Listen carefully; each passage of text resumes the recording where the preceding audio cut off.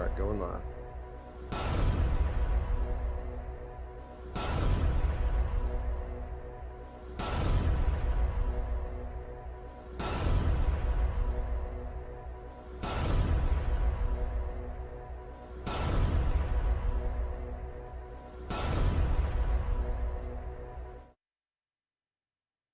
Well, hello there, friends, and welcome to 2021. Welcome to Virtual Strangers 89. I'm your host, Wes. With me, as always, my good friend Roots, back in the saddle again, huh? Yeah, it feels good. It feels stressful. I was just telling you how like everything's going against me. My headset's not working. I don't have a microphone right now. I'm supposed to do a tournament I can't play in, at least audio wise. And but other than that, I'm very happy we're back in the saddle. And like you said, I was looking at the notes and there's all sorts of shit going on in VR news. I kind of checked out about the VR news because like I've told people here, and I'm not even joking.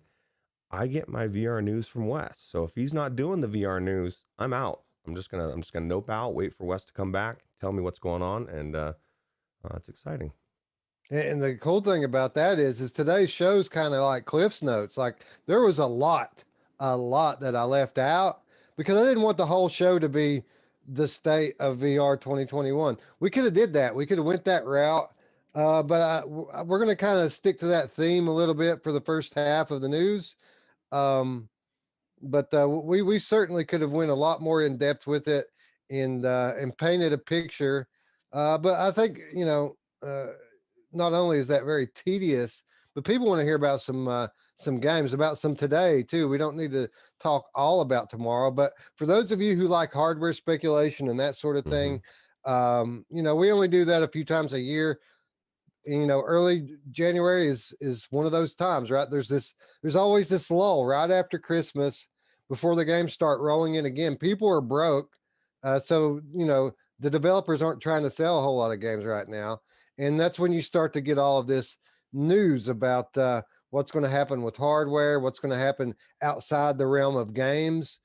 You get a little kind of an info dump at the beginning of January every year, and this year no different. And that's kind of what we're going to start the show off with today. So a lot of stuff going on, Roots.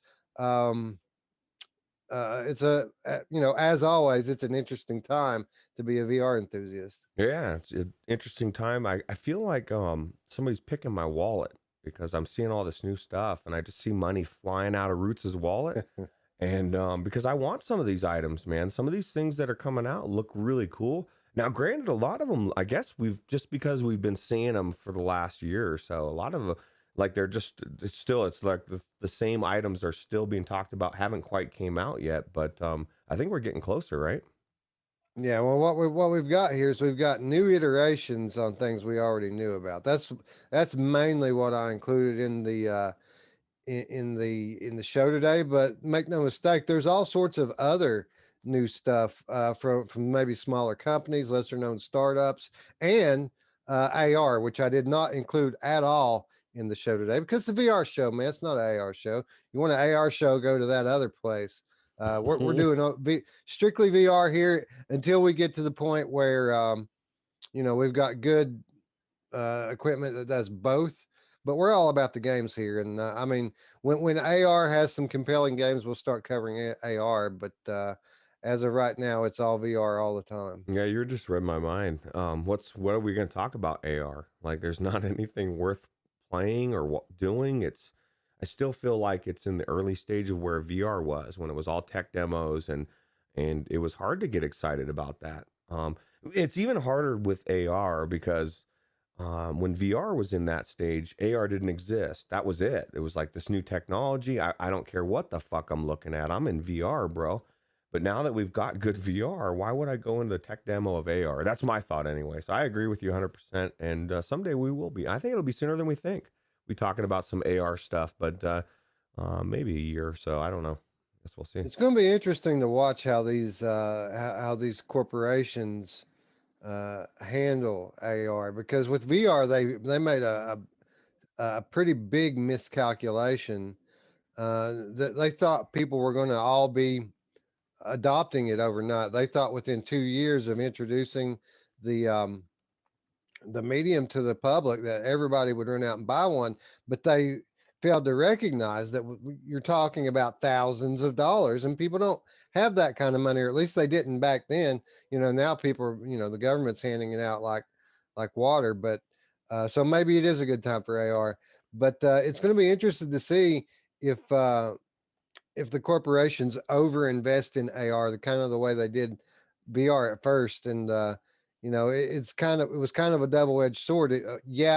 It pushed VR out there and allowed us to progress on the software side a little bit faster, but at the same time it also caused a lot of sources of investment to dry up when they realized that they weren't going to be getting the immediate payback that they were expecting. So I'm interested to see if AR is going to have this same problem that VR had. But the good thing about it is that VR has bounced back in a big way. The technology has gotten cheaper all around, which has been good for standalone. And now we're starting to see that it's being good for PC gaming in general, including PCVR. NVIDIA coming and having a relatively reasonable priced product has really driven the prices of gaming PC components down, and we're starting to see kind of a resurgence for PCVR, which is really cool. Yeah, absolutely. Even if it's not, like you said, relatively cheap, that just pushed everything down. Like the 1080 Ti or the 1080, like you were saying, your son's got now. Um, it's just not that expensive as it was before. So it is definitely bringing people into the PCVR fold. And I think even with AR, especially, it's going to be a little bit quicker and a little less of what you said, just because of what you just said about VR.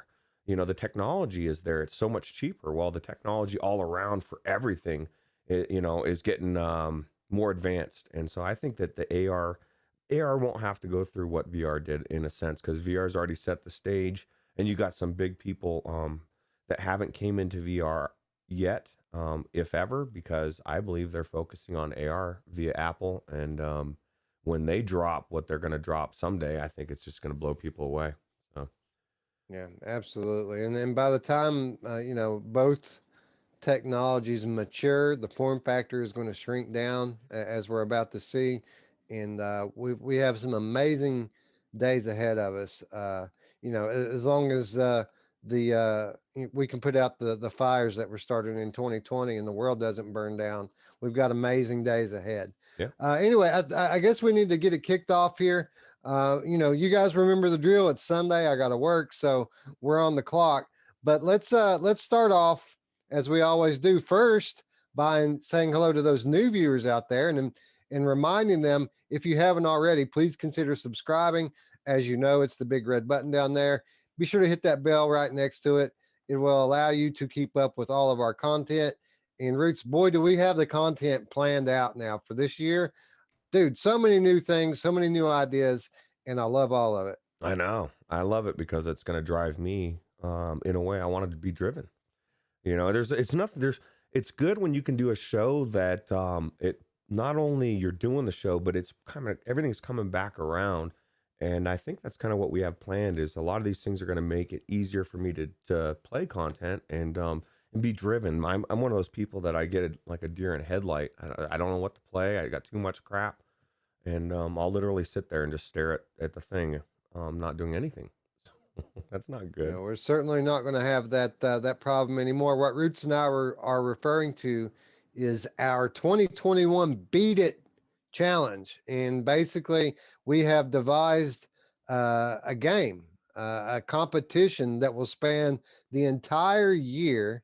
And we're going to go over the rules in detail tomorrow as the Monday show topic, and we're going to pick our games as well. But long story short, the competition is going to be between Roots and I finishing games.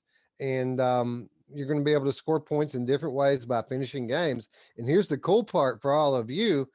You only get credit if you show your work. It's like a math class. You only get credit if you show your work, meaning it either has to be recorded and published or live streamed, start to finish, meaning all of this gameplay we're going to be doing this year, you guys are going to get to view and, in Roots' case, especially participate in. So it's going to be a lot of fun. Be sure to tune into the Monday show tomorrow to get the deets, because it's not as straightforward as just, playing games and beating them. We've got some nice twists on the rules to allow it to stay competitive for the entire year. And I think you guys are really going to dig it. I do too. And I'm excited. I'm digging it already, Wes, and I haven't even tried a game yet.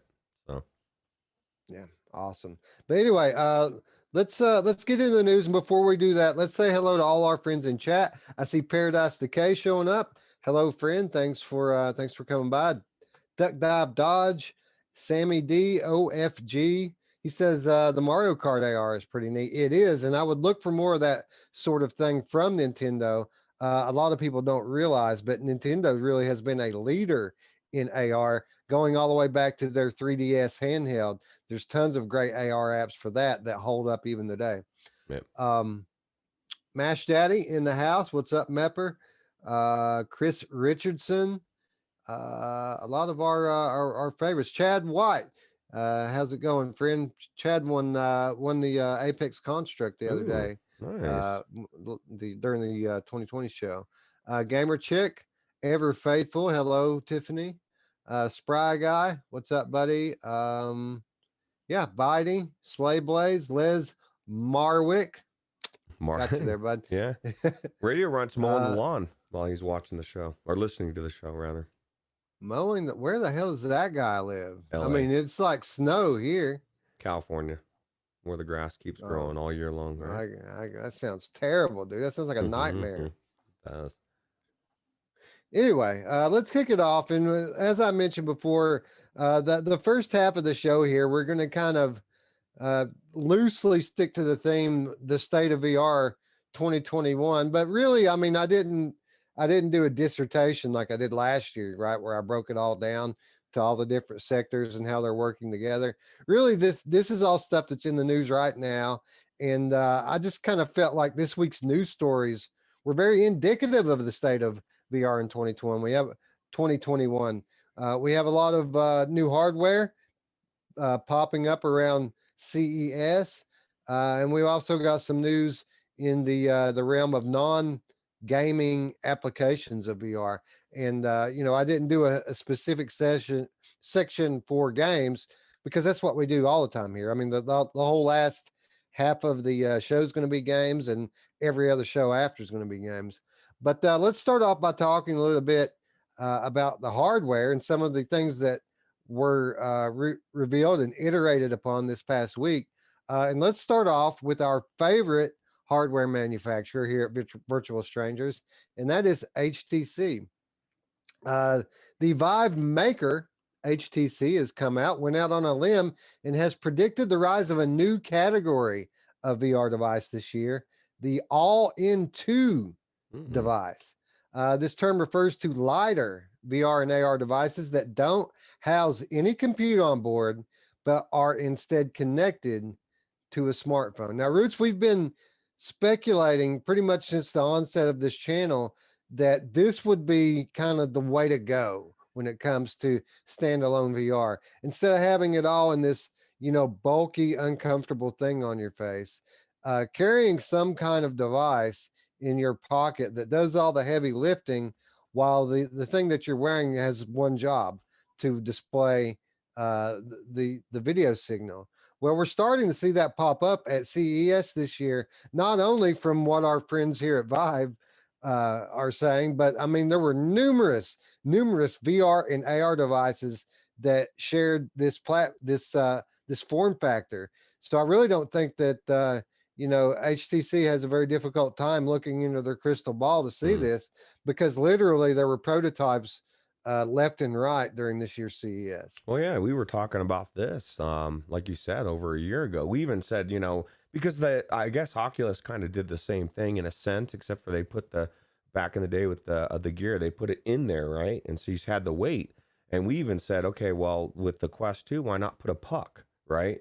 And you could just have it tethered to it, and then you have no more weight. But then we even did exactly what they said. We said, well, why not just have it connected to your phone? Because the phones are constantly being upgraded. So You're not stuck with that head. This headset theoretically could go on for several generations, right? As your phone is upgrading, you're just constantly plugging it into a new thing. And I don't know what kind of technology is out there, Wes, but if they can figure out a way, and I don't know if it would be safe, but if they could figure out a way to wirelessly use your phone's power in there, which I don't know that that's possible, but if they, technology's magic, bro. Let's just make it happen. Um, It is. It's possible through the magic of USB. If you've got a good enough USB cable, that absolutely is the case. In fact, I'm pretty sure that maybe the next product that we're going to be talking about does just that. Yeah. So that's the thing is like I can totally see that this, in my opinion, is the future of some sorts. Because you could take a Quest 2 and you don't even need the onboard computer. You just using people's phones, which everybody's got. It's going to make it that much cheaper, right, for the consumer to buy.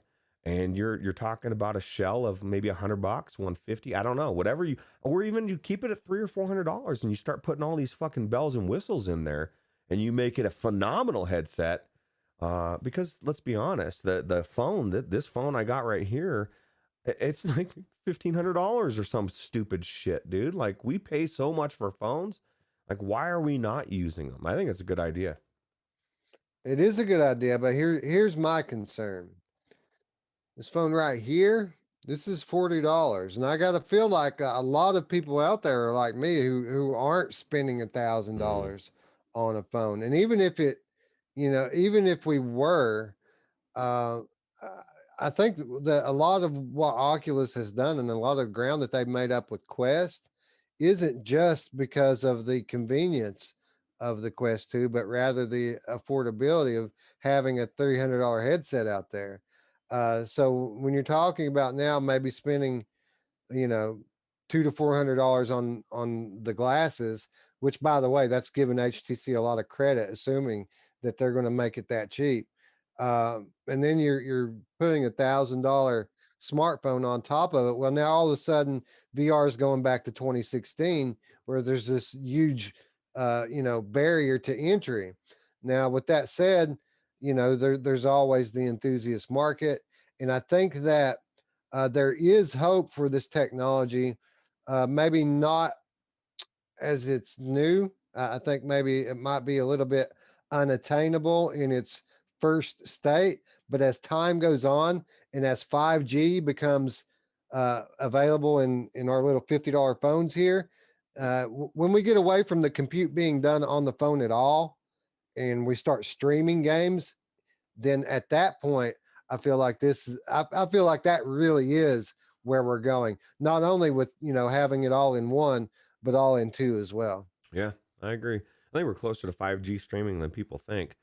That infrastructure is out there. It's flying up, and they're ready to flip the switch. So, yeah, it's going to be an amazing time and a scary time at the same time. Yeah, 5G is right at the door, and they kind of have to launch it now because like the next gen after that is evolving so quickly that if they don't get 5G up, man, then it's going to be over. Because the next thing isn't going to be like geography based like all the previous generations, or the next thing is going to be satellite based. It's going to be in space. So like, and they've already got the infrastructure built for that. So the 5G's time is short as it is, and the longer that takes for them to launch it, the shorter its time is going to be. And there's a lot of money invested in it. So they're going to have to launch this year probably. Yeah, absolutely. We got a quote. Well, I guess I gave away, Roos, what time it is. I'm rusty, right? Yeah, it's quote time. It is quote time. This is HTC Vive EMEA General Manager Graham Wheeler, and he says the leading processors in smartphones are now very impressive and capable of powering VR viewers. So we expect to see the rise of all in-two devices, lightweight glasses, which are connected to a smartphone, he said.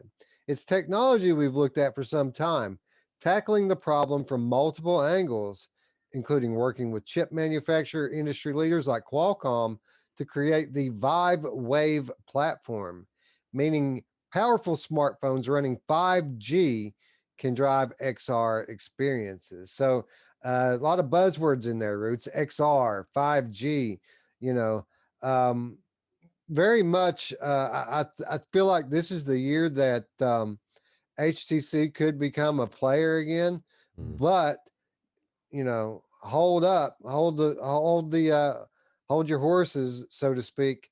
Um, we're still talking inside out here, right? When it comes to the tracking, and I mean, they could have the most comfortable, highest resolution set of VR goggles in the world, but if it can't see what your hands are doing, then it's literally worthless to a gamer like me or you, right? Yeah, yeah. It's what's weird is I don't know, man. I don't know what's going on with inside out tracking. Like I don't know why Oculus seems to be the only one to crack that nut, even though the other ones have done it, and their Windows mixed reality still gets the job done.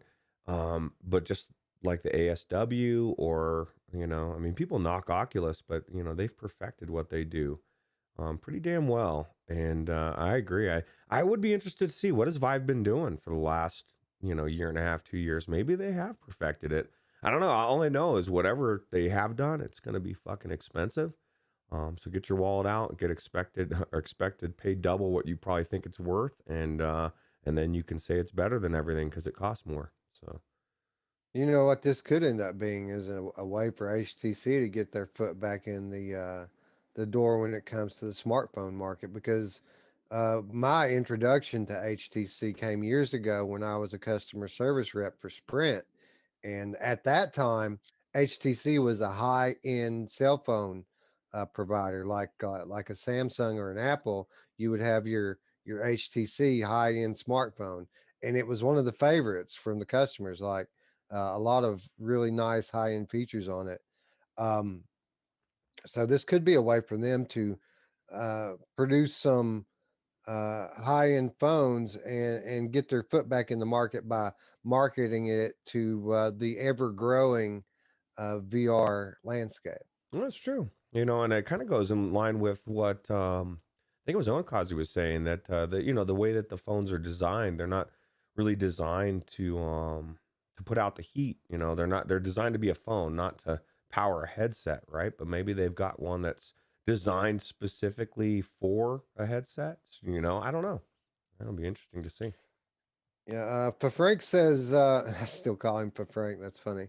Mm. Frank says, I used to have an HTC phone and it was awesome. It was the best I ever used to that point, but it's kind of odd to think about it now. Yeah, yeah, it is. After, we all have our feelings about HTC all these years later, but it would be cool, as VR devices develop, um, into this mobile platform and take on this mobile model like we've seen even Oculus doing with their every other year headset.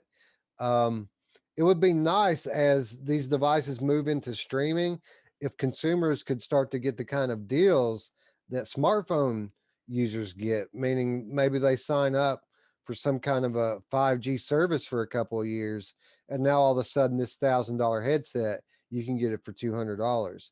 I would really, I'd really like to see something like that moving forward. It's like if VR providers intend to mimic the smartphone market, they should take all of it, right? Not just pick and choose what's best for the corporate side of it.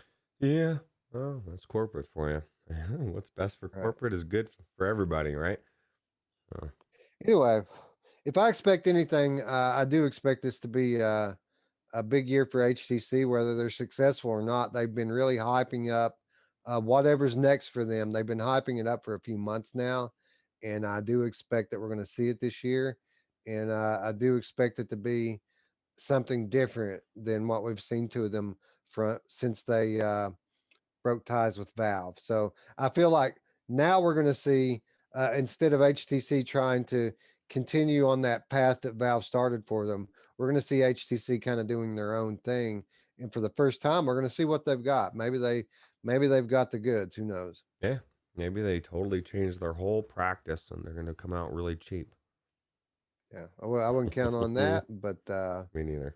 again, if it won't matter if everybody keeps getting checks in the mail, we can just buy what the hell ever we want, I Yeah, guess. it's free money, bro. Just print more.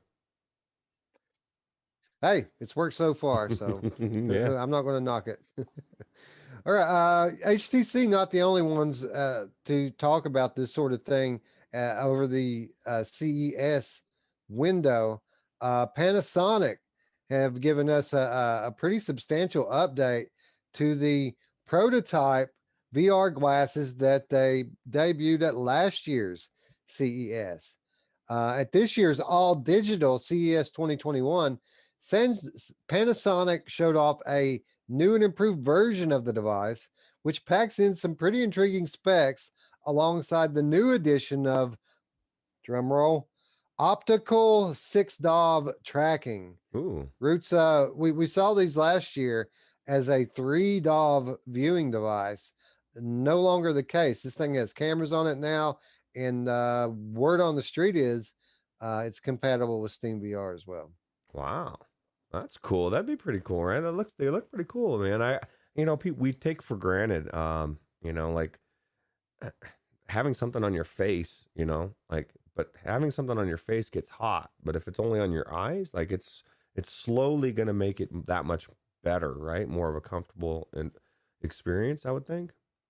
Yeah, I got to imagine these glasses form factor headsets are going to be uber comfortable. And as far as what this looks like, do you remember that kid from the Goonies, the little Asian kid? Yeah. What was Every his? time I look at this picture, I feel like this is him all grown up. Okay, you wanted to hear something crazy? Radio Runt Sure. thinks Goonies is overrated. Oh god, I'm even hitting my mic. Crazy, right? But yeah, what was it? Short Round from Indiana Jones, same kid. I can't There remember you what that. go. There you I go. can't remember what that kid's name is in the movie, but yeah, I loved Goonies. Definitely not overrated. Radio Runt. Well, I mean, Goonies is one of those things Mm. that's just plastered and caked on with nostalgia, right? So even if it is overrated, it's not, bro. And how dare you say so? Yeah, Jim Hall says that's Kim Jong Un in VR. I kind of thought that too. It kind of does look like it. So, Yeah, Kim Jong. yeah. Anyway, with these Panasonic VR glasses, there's no onboard computing or power, just like the HTC prototypes.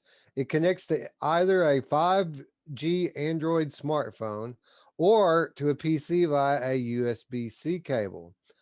This year's model features a dual 2560 by Ooh. 2560 micro OLEDs with a pixel density of 2245 ppi. The micro OLED panels are said to support 120 hertz Oh my as god. well as HDR. So, Roots, um, obviously a smaller field of view when it comes to this form factor. It's going to take some real wizardry with the lenses to avoid that.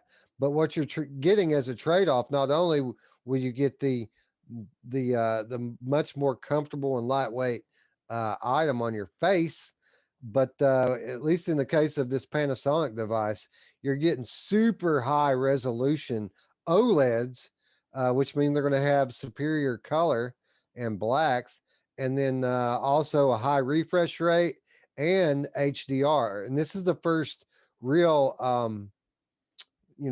real VR manufacturer that I've seen that's mentioned HDR as Mm, a feature going forward, other than Sony, which has made it pretty clear that it's going to be a one of the hallmarks of the next PlayStation VR. Um, so I'm excited, dude. Getting these HDR TVs over the last few months has really shown me, the potential it could have in a VR headset, and here we have it in one that really isn't much bigger than a pair of swim goggles. that's crazy. I like the way it's designed, the way you got those little flaps in the back that obviously cup the back of your head. But so it's good because I was wondering how you're going to keep these things on. But if it's designed that way, it could feel like it's not even really on, but it is on. But my question is, well, two questions. One, look how thin that cord is. Like I'm so sketched about the even the link cable or any of these other cords and how easy they get broke. I hope that's like a super super amazing cord. Of course, I Right. think this is artistic thing, so maybe it would be thicker. And then the second thing is those are pretty damn high specs. What kind of video card is running this thing? I guess you'd have to have the 3080 Ti or something, right? To have that the Well, high resolution, the HDR, you know. well, with the HDR, that it doesn't have a very high cost from a compute standpoint, so that's not a problem. It's all about that high resolution, and the really cool thing about this is that again, we're talking about a 70-degree field of view here, Mm, and all of those degrees of field of view that you're losing is also, picture that you don't have to render out and process. So true. you're going to make up a lot of it there. Um, and then we're about to come into the era where dynamic foveated rendering is a very real thing, uh, even on the hardware side from NVIDIA. So I think that a lot of these super high resolution devices going forward are going to lean heavily upon new advancements in in optimization like that. I think that'd be the only trade-off that I'd have a problem with would be field of view. Like I want my field of view bigger, not smaller. But I guess the trade-off for being so comfortable and so not bulky, and I mean there's trade-offs for everything. So maybe I get this thing on and it's just so comfortable and so amazing that I don't give a shit about the FOV. And then of course, like you said, like the talk thing about the clarity on this thing, that's just phenomenal. It sounds like anyway. Yeah, the picture is going to be amazing. And the cool thing about the VR landscape going forward is as Oculus continues to drag in new users, obviously a certain percentage of those are going to go on to become enthusiasts. And then for enthusiasts like you and I, we're going to have this wide menu to choose from. Do you want wide field of view? We'll go get a Pimax. Do you want, supreme comfort and super high clarity? Go get a Panasonic. There's going to be tons of different devices for us to choose from, and as long as companies like Facebook and Sony keep feeding new users into the ecosystem, there's going to be enough money to support it. Yeah. Well, and I just have one thing to say, and this is for you, Radio Runt. How dare you? How dare you, bro? Your Goonies shenanigans are done. Okay. Yeah, I know, man. It's like, come on, man. Yeah, come on, Come man. on, man. Uh, Anyway, HTC and Panasonic might be onto something here with the small form factor. Obviously, that's the way it's going. You could even look at the Oculus Half Life, or sorry, Half Dome 3 prototypes and the form factor of that thing, and see that these more compact devices are the future. But when it comes to this year, when it comes to 2021, there was really only one device that was teased over the last week that really got my excitement level up, and that was the Samsung Odyssey, or as people like Sebastian call it, the Samsung Odyssey Space. It's been roughly a year since the first details emerged regarding Samsung's bug-eyed VR headset. hmm. Now, Samsung has been awarded patents for the device in Europe, finally giving us some more information.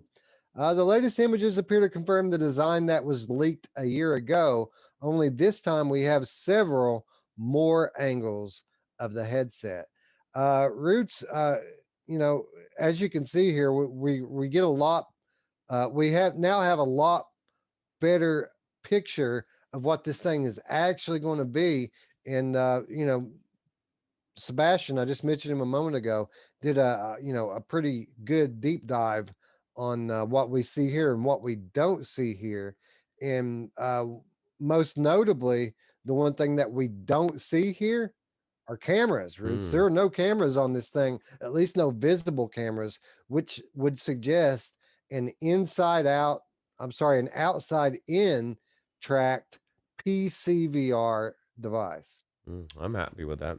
There's so many things on this thing that I like the way it looks. I like the halo style. Looks like it's going to be really comfortable, really support your head well. And it looks like the headset swivels, right? That's what, at least to me.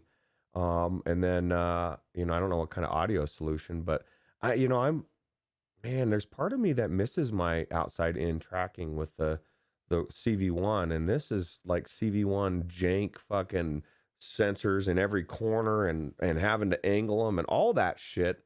But when it was set right, it was really good tracking.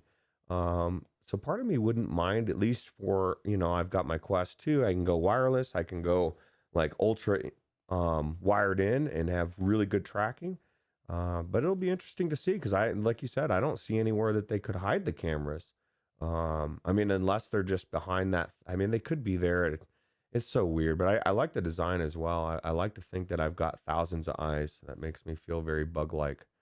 So, It's cool to look at it. I do think it is cool looking, at least today. I'm sure, looking back in 10 years, we're going to say, oh, man, look how stupid that thing looked. But I think it looks cool. And I think it's funny because you can just look at that thing and, you know what happened in the Samsung boardroom, right? VR is supposed to be this futuristic thing. We want the consumers to feel like they're dealing with some futuristic technology. So we need to make it look futuristic, really make them feel like they're in the lawnmower man. And I got to imagine that's why they went with this design. That and the subconscious draw of the shape of it, if you know what I mean. yeah, really. Yeah, I think that it's definitely could be a very good headset. Now, people forget how successful Samsung is as a company. So they have the potential to really knock this out of the park, in my opinion, just from what they've done in other areas. Now, my question to you is, are they going to make the same mistake as they made with the Odyssey? And I think it's a mistake. Like, there's a reason why the G2 is so phenomenal, right? It's so clear and crisp. And I feel like the Odyssey had that weird fucking filter shit in there to try to like soften things. And it just, for people that really want that clarity or that realism, it just kind of it didn't mesh with a lot of people. And so hopefully they go the other route and make it like more clear and crisp. Well, they certainly have the capability to. Samsung is one of the world leaders, if not the world leader in OLED screen technology. So they've got the technology to blow everybody out of the water if they choose to do so. And speculating that this might actually be some sort of outside in tracked PCVR device, I got to imagine that it is going to be semi high end, so we certainly could see that. Do you think it would be Vive track or like base stations or? Well, I'm hoping that it's proprietary tracking, but Sebastian certainly believes that it's going to be base station Mm. based, lighthouse based on the little divots that I don't know if you can really see it because you can kind of see them there beside of me on that little view there. There's a few little divots in the front of it Mm. that look like Vive trackers. So he's using that to speculate that this is going to be a lighthouse based device. But his theory goes a little further. He also thinks that there could be like a deal between HTC and Samsung, where Samsung actually makes the lighthouses in Ooh. house to scale. So not only do the Samsung customer base get to benefit from having this thing mass produced, but so would everyone else in the Steam VR ecosystem. Now, everybody all of a sudden has access to a more affordable lighthouse. So Well, maybe that's what's going to happen. Affordability really is a big deal for someone like me. So it would really need to be something like that for me to consider it as a product going forward. I would be very surprised if it was a proprietary thing of their own because like one of the best things about the index when it dropped was for all the Vive people that already had base stations and controllers, they could pick up the headset for a significant discount. And so you're by using the base stations, if you know what I mean, you're taking that for all those people that already have those base stations, you're taking that cost out of the equation and you're making it that much more enticing for them to buy it. So from a marketing standpoint, outside of having your own product, which is amazing, it just would make more sense. And then like you said, you're getting a lot of different things at the same time. You're having that. Hopefully, the base stations produce from them, because HTC seems to. I don't know what they're doing, man. It's supposed to get cheaper, right? The 2.0, and it Right. didn't. So I Yeah, don't know. you'd think so, right? Yeah. Mepper says, I want good resolution color pass through cameras. Yeah, I'm kind of in that same boat too. I've kind of switched over to the inside out, and I love it. I want things to become smaller and easier to use and better. And I agree. That was the first thing I thought too when we started contemplating the fact that this might not be inside out. The first thing my mind went to, I want pass through to become a thing, not only as a utility for me as a user, but for game developers. I mean, if they get pass through right, then all of a sudden we have these mixed reality games and applications that start to pop up. So yeah, it does kind of feel like a sidestep from Samsung here if they go back to the old technology. But then again, it's the best tracking in the world to this day.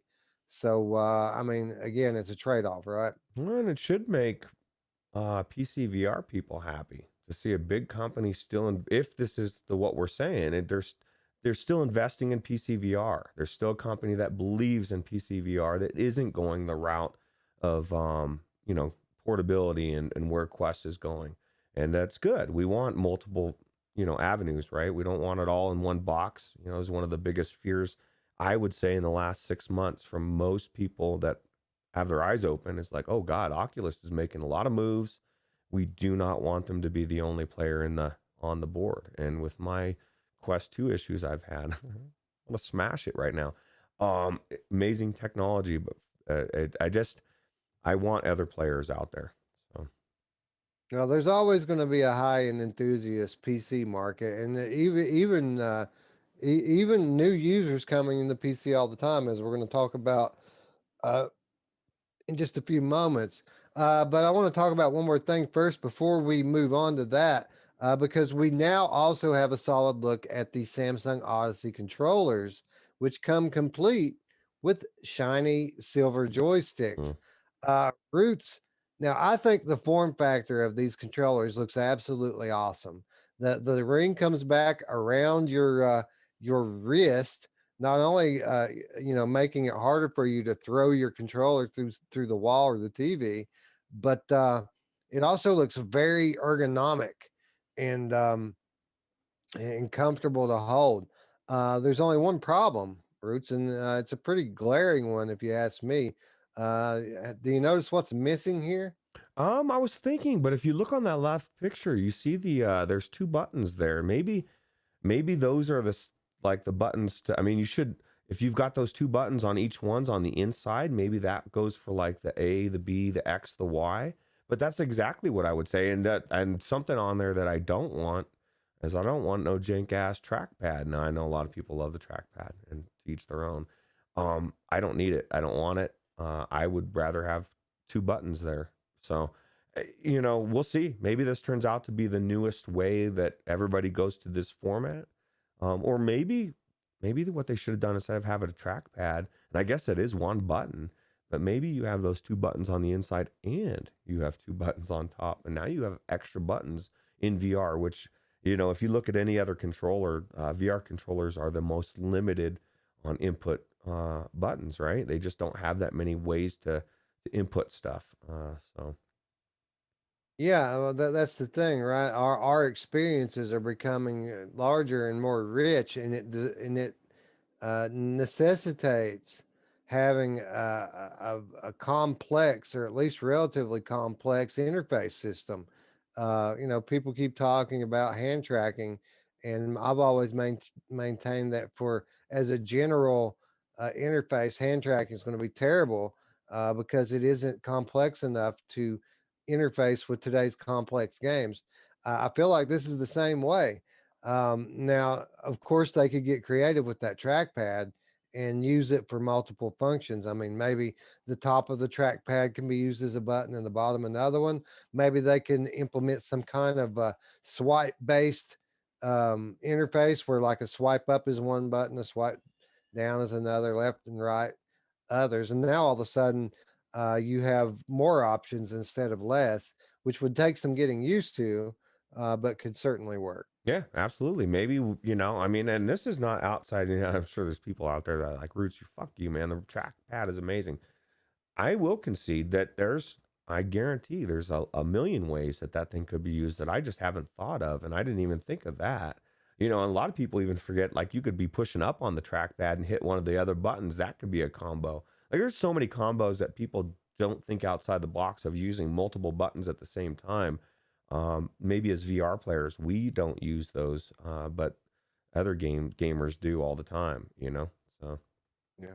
Yeah. And, a lot, people aren't really considering this, but there's a good possibility that there's new tech, not only in the headset, but the controllers as well. We're kind of trying to make the headset and the controllers that we're looking at kind of fit our understanding of what VR tracking is right now. But there could be some completely new kind of tracking in that headset and in these controllers, which allow it not only to be tracked through space inside out without cameras, but also, uh, I mean, the form factor on this thing really looks perfect for finger tracking.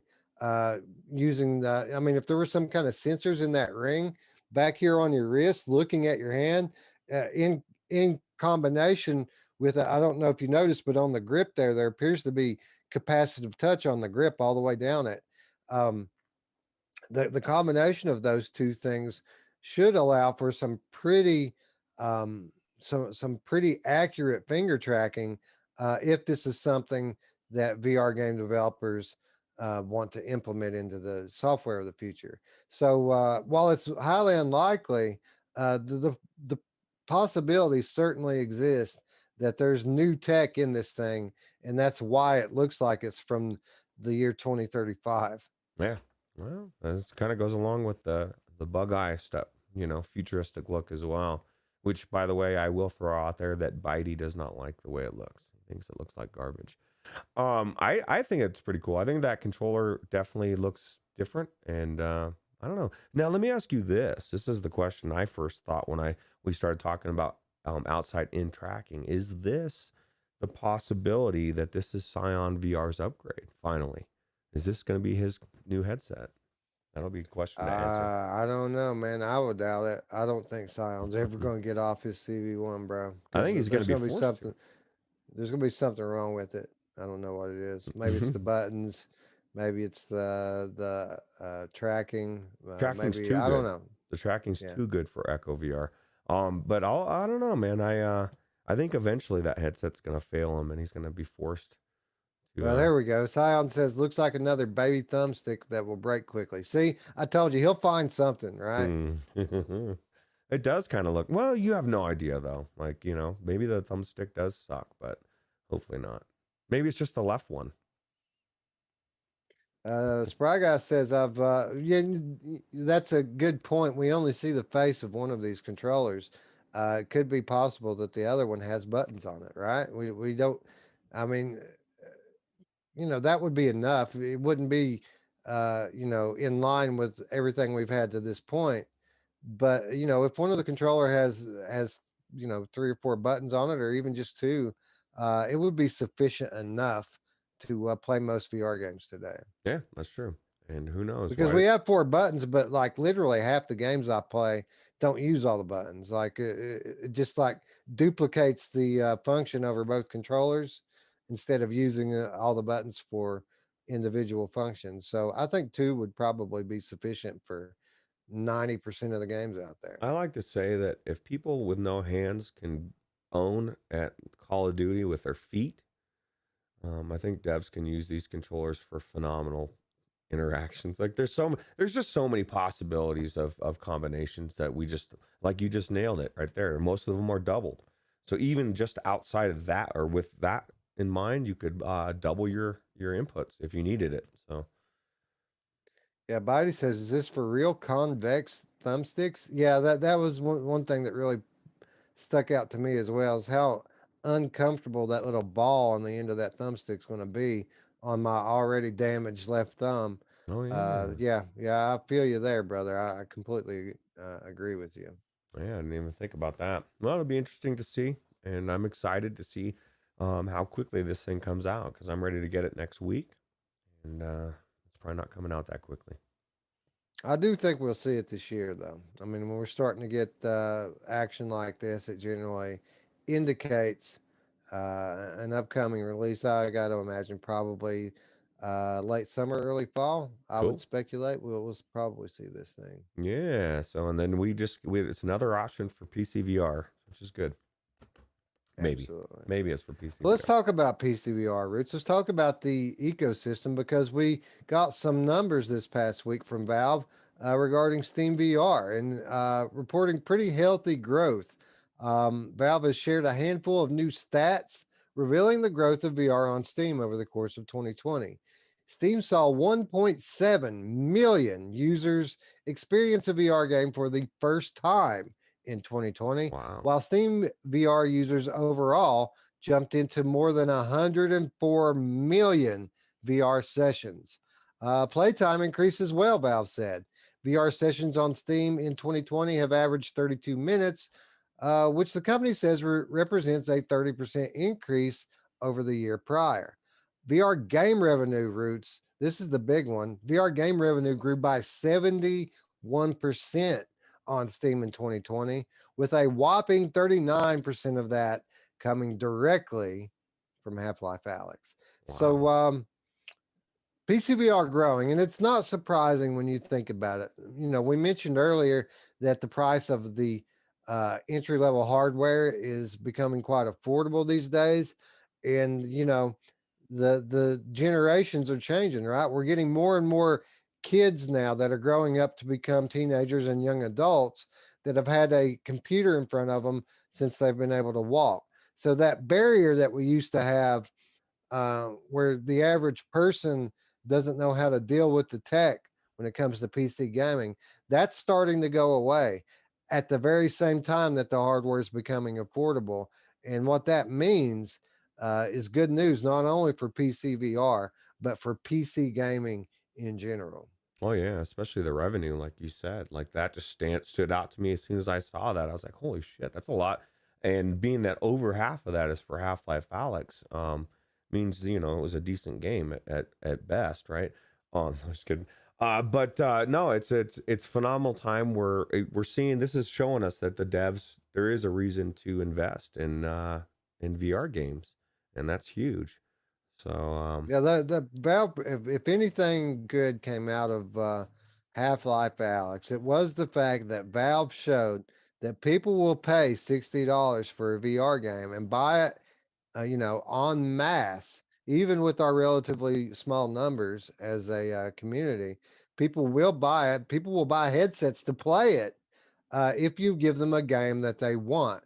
And could you imagine, Roots, a world where we had multiples of these games, where your God of Wars and your Grand Theft Autos and your Uncharted's and all of these big franchises have major built from the ground up VR games around them?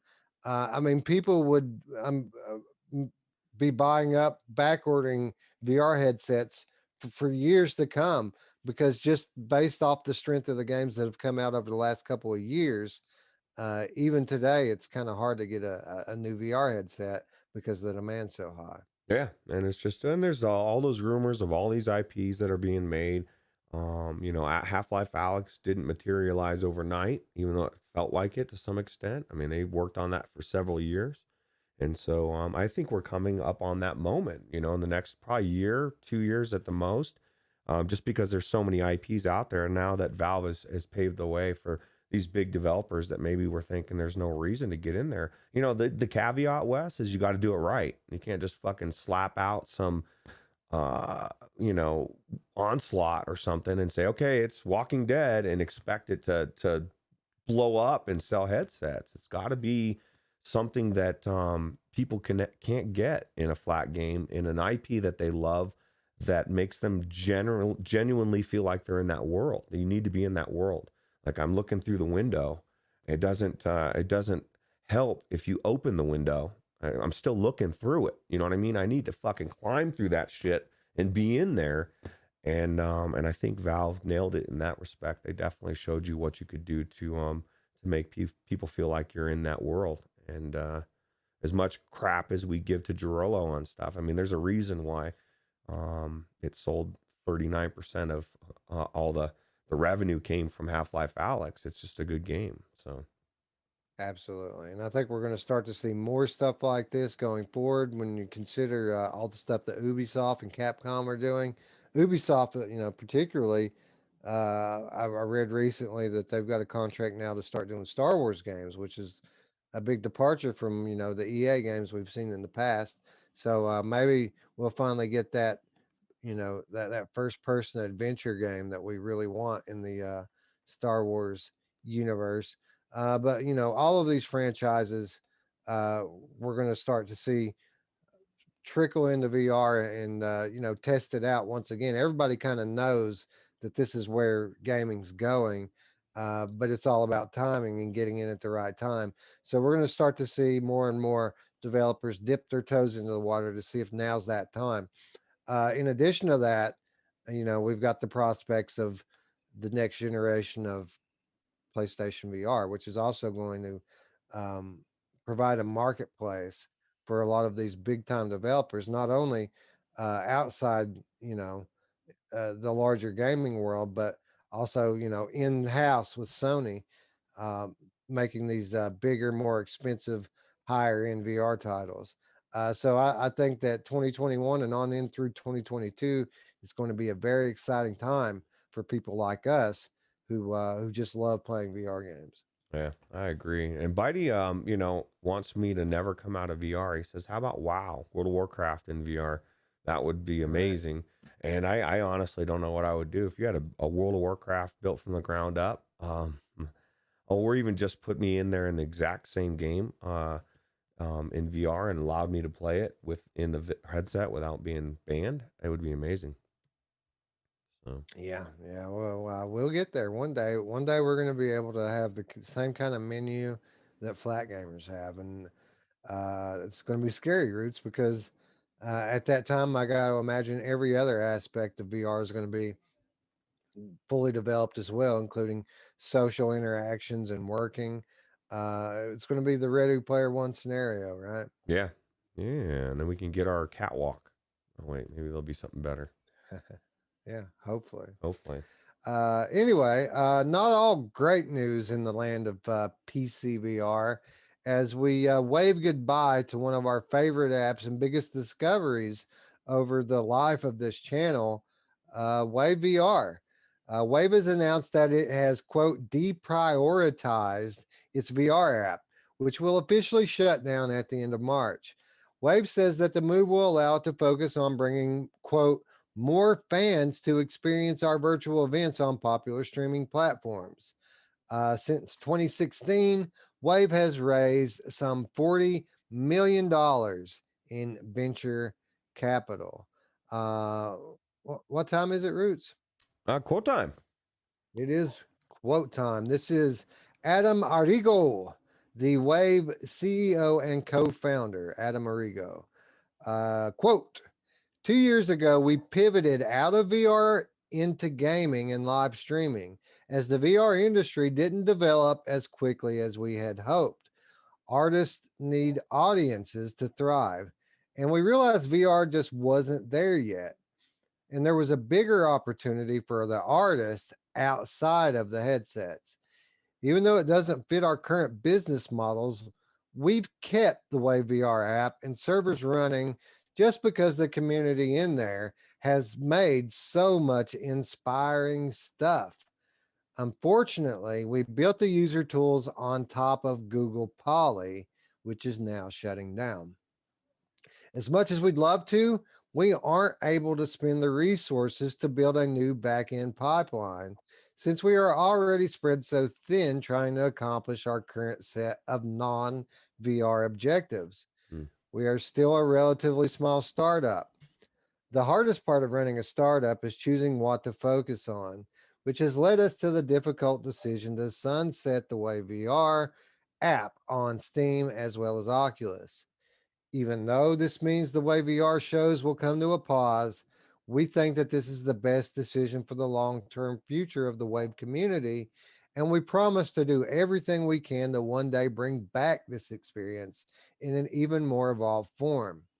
Thank you so much from the bottom of our hearts for joining us for all of those multi hour VR raves and for helping us craft the vision of the future of music and art. We hope you'll join us for this next chapter. Roots, this is sad news because from the time that we stepped into this world that they've built in the Wave VR beta, we've said this is the future. This is the future of music. This is the future of live events. This is the future of art. Mm. Um, Apparently, being the future isn't good enough for a group with this type of investment behind it. Apparently, you have to be able to show dividends a little sooner than that. And it's unfortunate because I feel like they're going from being the thing to just being another thing now. And I think it's going to prove to be a big mistake, not only for their business, but for, for the platform going forward. See, I kind of look at it a little bit more optimistically because, like you said, it was the wording about it, because they didn't say the wave is coming to an end. It's a pause. And I've thought for a while now, like, what kind of opportunity are they missing by not being on Quest 2, and all these other platforms? They were strictly VR, very niche, and they were clearly on a this Google Poly, which is being outdated. So maybe they turn it around and they start to focus on bringing this world over the next year or so to everybody in a different platform, a different format. I mean, I don't know. The thing is as it was and as good as it just wasn't. It was hitting a wall, and I would submit that it's not even just some of the decisions they were already making were a little bizarre. Like we've said it I mean, they have all these cool experiences, but they're limiting it to, like, when you go in, you have those 4 or 5 all the time experiences. And for new people coming in, that's great. But people that keep coming in, if they just kept changing that up or adding to it or having extras or giving you more stuff to keep going back and checking it out. And then, of course, going to different platforms. So hopefully they take this as a positive, because it absolutely could be exactly what you just said, a misstep in the wrong direction that you end up saying, "Oh, fuck, man, we're all the way out of this place." Before we were at least in there, we had our foot and we were innovating. So we'll see how it all shapes up, right? Right, right. This could prove to be a misstep, or it could prove to be another misstep because everything you said there is true. As great as the experience has been, we've had questions about the vision of the developers since the day we stepped in it. Why is it only PCVR? Why haven't they expanded to the platforms that have more people? We've even asked the question, do these guys even really want to make money in this thing? Because the approach that they were taking to it really seemed like it was trying to hold it down. Like we speculated that maybe they didn't want to be big, maybe they wanted to just have this be their little thing. And with the content, you're absolutely right, leaning heavily on user created content, when the real thing that made it shine to me was the highly produced, polished experiences that they had running on loop throughout the lifetime of this thing. That's where the future of it lied. And I feel like, with all of this venture capital that they have pouring into it, to spend that trying to expand your platform into YouTube and Twitch when you could be expanding into PlayStation VR and Oculus Quest, when you could be expanding the content on the platform, I feel like, I hope I'm wrong, but I feel like this is just another misstep from a brain that has been constantly misstepping since the time that they entered the fray. Yeah. Well, hopefully we're wrong, and hopefully it does end up going as like one more step, and they're reshifting it. It sounds like they haven't given up, that they're going to reform and try to come at this from a different direction, and hopefully they watch Virtual Strangers and they listen to our advice. So Well, that's a good thing. At heart that the creators behind this thing have to love VR because they made this thing, right? And they've been in there. They've been in there more than we have, so they know how cool it is. I think that they're just thinking more with their wallet than with their brain right now, thinking that they could possibly catch on to a mainstream audience by taking it to mainstream platforms. But I think that they fail to recognize what it's going to mean to lose that one thing that makes them unique above these other platforms. Hopefully, I'm wrong. But if they are successful, I absolutely do expect that they will one day return to VR. Um, I'm just not so sure that they'll be that successful. And it makes you wonder how much of their pitch to these investment firms, how much of that pitch had to do with VR. Because I got to imagine if I put $10 million into the wave and I see them dropping what I felt like was the future, the reason I put the money into it, I'd probably be pretty upset. Yeah, that's true. Now and then let's talk about the real elephant in the room question here. What are those like that girl? She bought the Cosmos for the wave. Now her wave is going away. What's she gonna do? Is she gonna go into Walking Dead Saints and Sinners? Because Yeah, that most of was the the first thing. I'm sorry, go I ahead. was gonna say that these people they were just blew our mind because this was it. This was their world. This was VR, and now it's disappearing. So where do they go? Yeah, that's the first thing I thought of when I read this was like that group that goes there religiously. Like most of those people bought VR not because they like to play games, but because they like to go to the wave. They bought VR for the wave. I mean, what's going to happen to Bandy Killer Roots? Hmm, I don't know, man. I feel bad about that guy. What a cool guy, right? Yeah, man. Well, what's he going to do now? I mean, he's going to be hanging out on YouTube. It's not going to be the same. No, he needs to come to Virtual Strangers and come into the fold, and we'll hang out with him. We'll show him VR proper. We can assimilate him into the Facebook horizon with the rest of us as it swallows us whole. Facebook Horizon, dude. What a gem, right? I'm sure you play that every day, bro. It's coming, bro. But I think that they've kind of pumped the brakes on it a little bit with the ongoing litigation from the government, which alleges that they rip off smaller startups. And that's a good Mm, segue into our latest news from Rec Room because, Facebook Horizon, uh, you know, pretty much speculated by everyone who knows anything to be a ripoff of Rec Room.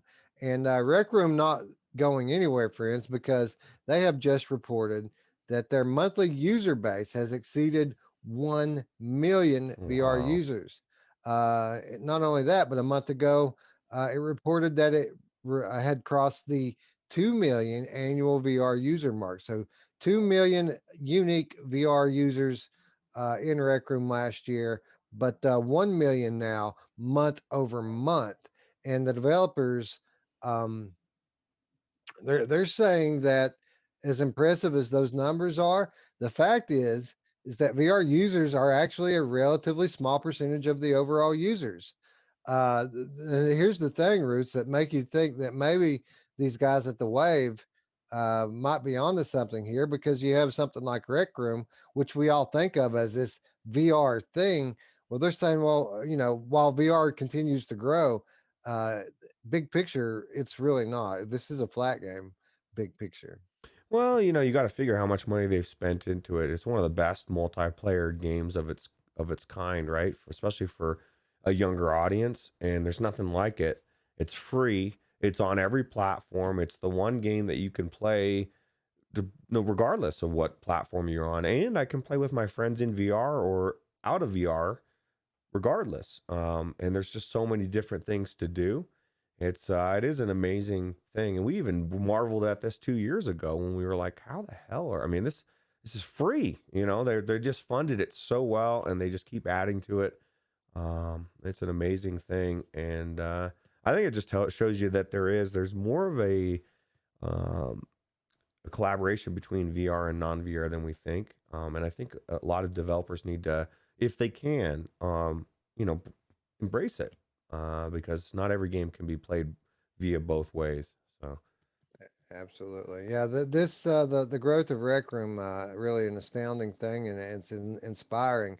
So much great content in this thing. Not only from the developers, but from the users as well. And above all, just absolutely brilliant cross-platform gameplay in here, to the point that when it comes to my family, this is their go-to now. This is what they play most of the time they go into VR. They're going in together now and playing Rec Room together. Even yesterday, I mean, we have family in from out of town right now, and everybody went into Rec Room last night and played together. Um, and the developers say that although a minority, that VR users have been remarkably dedicated, and I think that this is very indicative of the passion of the anybody who's in the VR landscape, or at least most of us. They say that our daily active users spend on average at 2.7 hours in Rec Room when they visit. So when you think about that, and you think about the Steam VR stats we just talked about, where they were happy that they grew to 32-minute play sessions last year, up 30% from the previous year. Think about that 30-minute average. And then when you think about Rec Room, where their average is 2.7 hours, Wow. that really is a testament not only to the users in there, but to the quality of the content. I never was a big fan of Rec Room before, but over time I've grown to appreciate what they're offering here, and the fact that they continue to offer it free of charge. Well, and they're doing something that a lot of other games don't do, which is it's kind of like that gateway drug into VR, right? Even if you're not in VR, just the fact that you're playing a game that is in virtual reality, and I'm sure you're playing with people that are, you're seeing them talk, they're doing things you can't do, and it's on the back of your mind. You're playing this game, and you want VR, and you want to go in there, and you want to be one of those people. I think it's a good way a segue to get people in, and then also not disclude or uninclude people that don't have VR. So I think the way they're doing it is perfect. And like you said, that number, that's 7 times the amount of time, 2.7 hours. Like, how many people watching this podcast have an average of 2.7 hours on any game in their headset?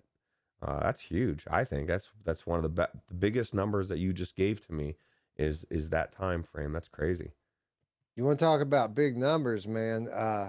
You know, how often do we avoid playing multiplayer games in VR because there's never any people in there?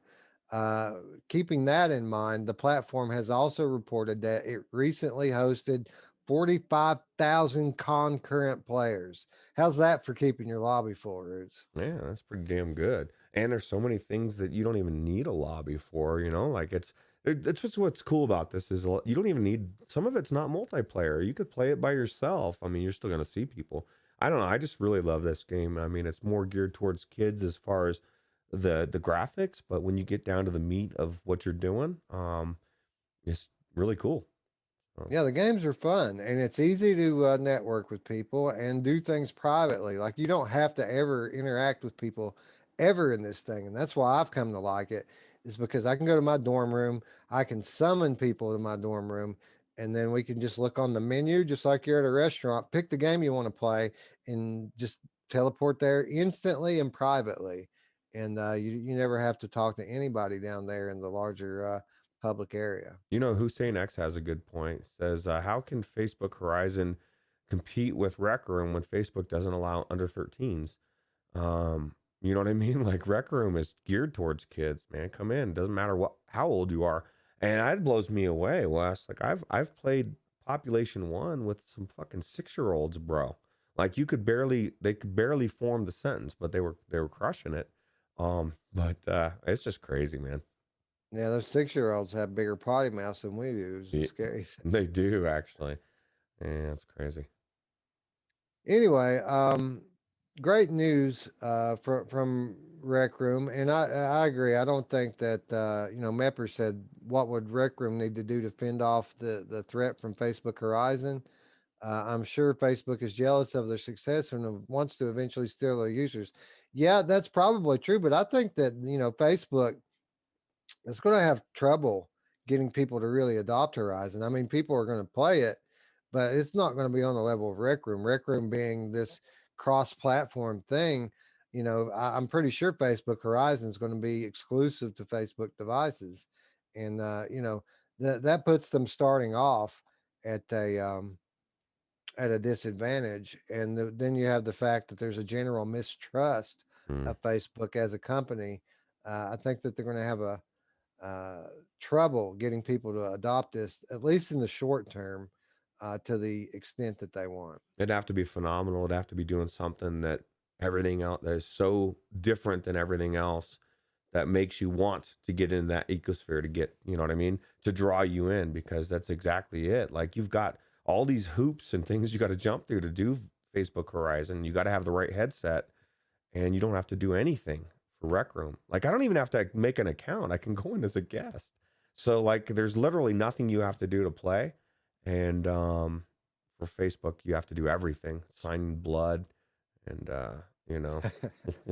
Right. Well, with that being said, Facebook has gotten a lot better with their policies. And apparently, Roots, they're going to continue to do so because we recently learned that these highly anticipated Oculus features are going to be coming soon. Facebook has announced that multi user accounts and app sharing between those accounts will be available on Oculus Quest headsets starting from next month. Not only will multiple users be able to log into a headset next month, but the headset's primary account will be able to share its apps and purchases with secondary accounts on the same device. Both primary and secondary accounts will, of course, still require a Facebook login. App sharing only applies locally to secondary accounts on a headset, not across multiple headsets. However, multi device sharing is also on the horizon. Facebook said that it will, quote, later expand to allow a primary account holder to share their purchases across 3 devices. All new apps submitted to the Oculus Store from February 13th will be required to support app sharing, and existing apps will automatically be opted into app sharing, but can opt out for contractual or other reasons now through February 12th. So here we are, Roots. Finally, Facebook catches up to PlayStation and Steam and everyone else by having a system in place to where you can share your device and your games with your friends and family. In my opinion, this is long overdue. I've been very outspoken about this on social media and other platforms. This needs to happen. If they are to um, build the kind of community centric platform that they envision and they say that they want, you have to be able to bring in your wife and kids with you. And finally, they're giving us tools to do that. And apparently, it's going far beyond what I even thought, because I wasn't really expecting this kind of app sharing and multiple device support, which they say is coming in the future. So, for the most part, good news here, right? Yeah, anything that lets you share stuff is good. You know, that's one of the stupidest things. Is even just a game on with your family locally. I'm glad that they did it, and I guess it's been a few months now, but like, I can remember not too long ago when you only had one save. Like, oh, well, what do you do? Like, you don't want to let your family play it because they're going to fuck your game up. That was like a obvious, like, like, what are you doing? So it's good. It's good to see that they're changing these things. These are all positive changes. I'd like to see how quickly and how widespread they get implemented. It is interesting that they're allowing them people to opt out, but I guess they kind of have to, because I'm sure there are things in their contract that says there's no sharing, and not every developer wants it. Some developers want you to buy every single copy because they want to make money, which is why everybody does everything, right? So Well, I get the desire to profit, but I mean, most people aren't buying multiple copies of it. We just avoid those games if we can't. If we have to keep buying the game over and over again to play with our family, then we're just going to buy a different game. So I think that I think Facebook's right in saying that this is going to drive engagement for the platform and for the titles therein.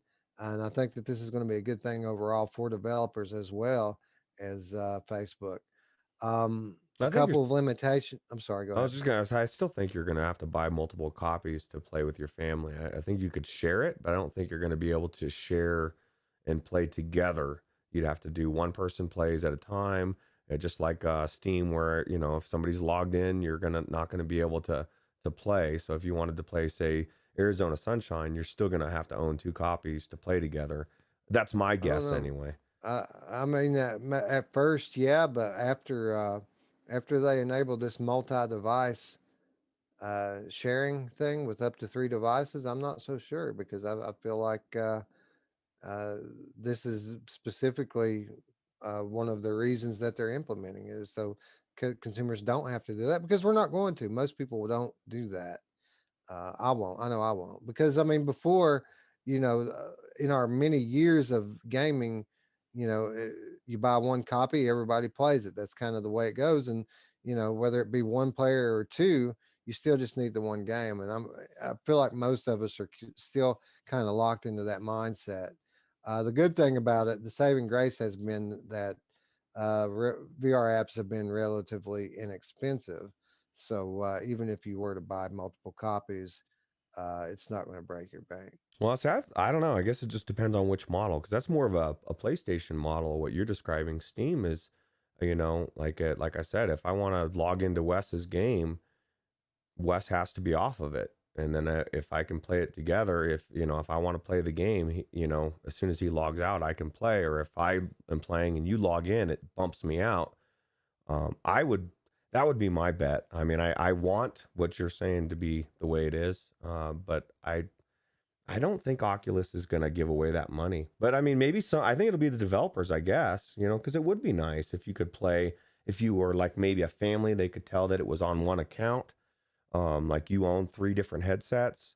But as far as sharing games across country with another family member or friend at the same Oh time, yeah, multiplayer, yeah. I just don't Yeah, see. I wasn't thinking of it like cross country. I'm thinking in house with my children. You I know hope what I so. mean? I That's think what because I'm. what you're saying makes sense. I just a lot of companies uh, are greedy in that respect. I remember when I played Bloodborne back in the day with my kids. I had I had three different PlayStations at that time, four, and I had bought three copies of it so we could all play together. Um, and that was like when it first came out, $60 a pop. So there are people that'll do it. It's just some people will be there's no way, you know. Right. A lot of people are complaining about this thing getting set up because right now they're playing across multiple devices with one copy, just as Lethal Weasel number one and Lethal Weasel number two, and they're afraid that this is going to break that. So I hope not. not everybody happy about this, but I am. I feel like this is long, long overdue, and while not perfect, it's a good first step. I agree. Um, but that's not all because so I lost my spot here. While speaking to The Verge, Facebook Reality Labs Vice President Andrew Bosworth says that the company's recently teased alternative to distributing apps on the Oculus Quest is coming much sooner than people think. Currently, the only official means of accessing apps on Quest is via the Oculus Store, and Facebook runs a tight curation system that sets a high quality bar for releases.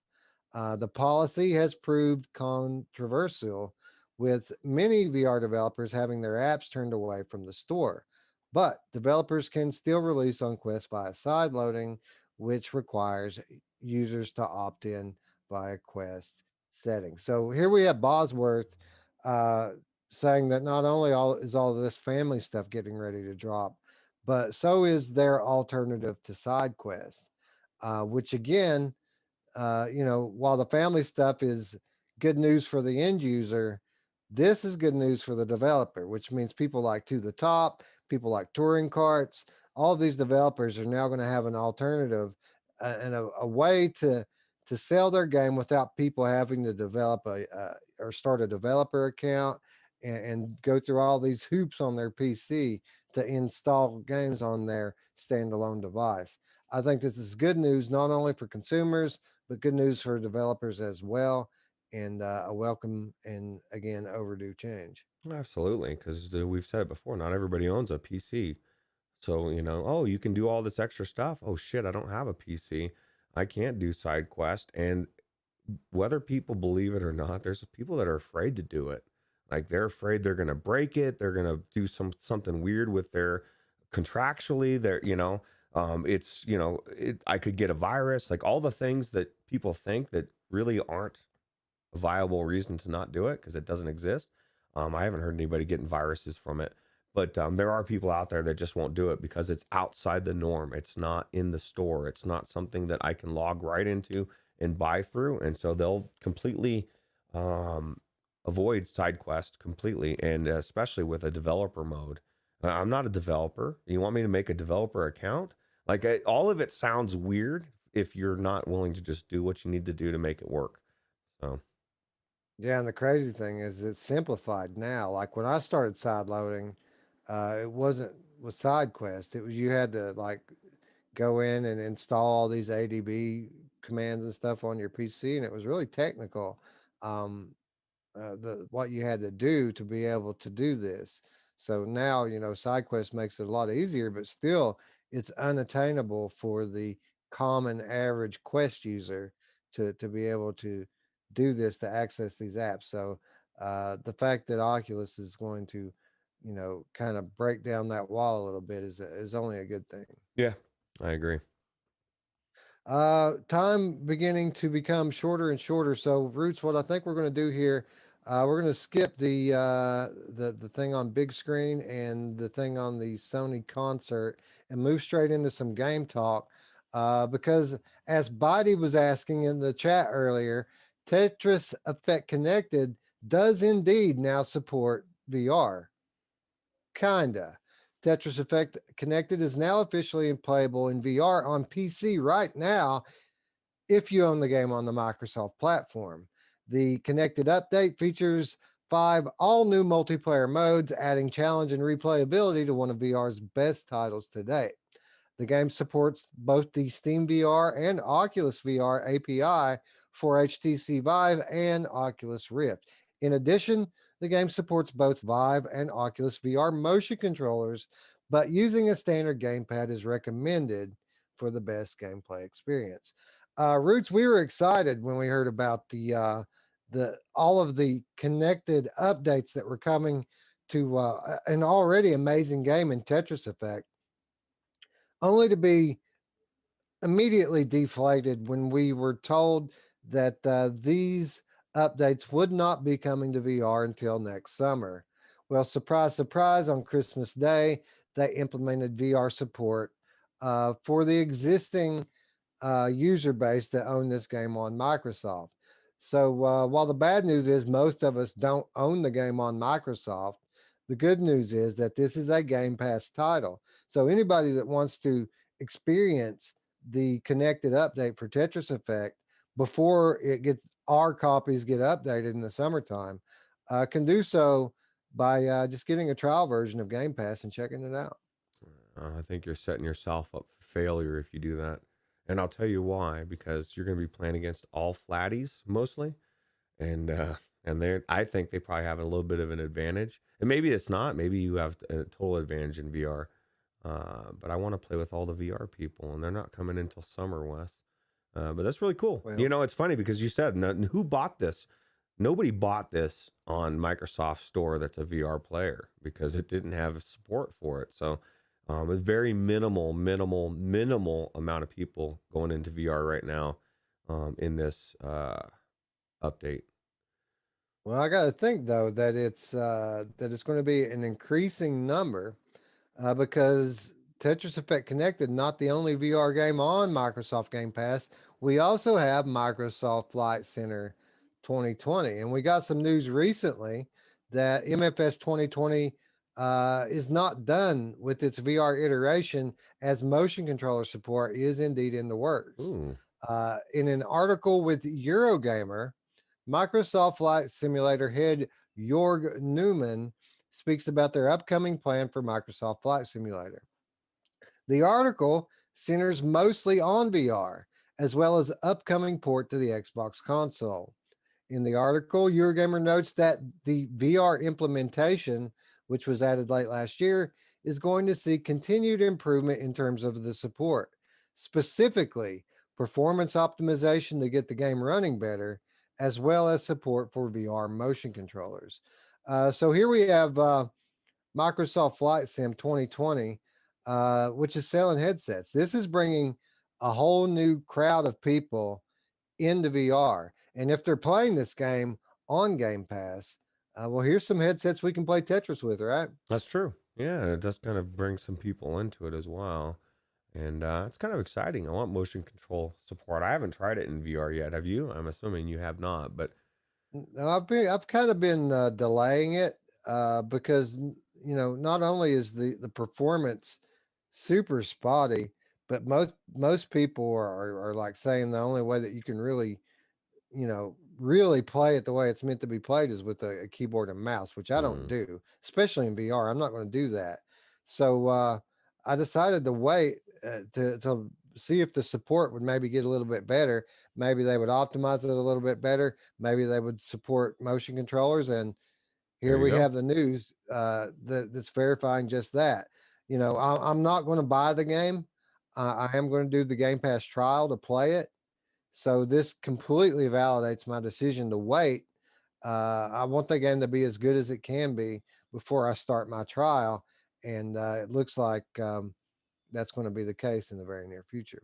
Yeah, well, that's exciting. I want to go back into it, and like you said, I'm gonna wait as well, just because I want everything to be ironed out. I don't want some janky experience as well.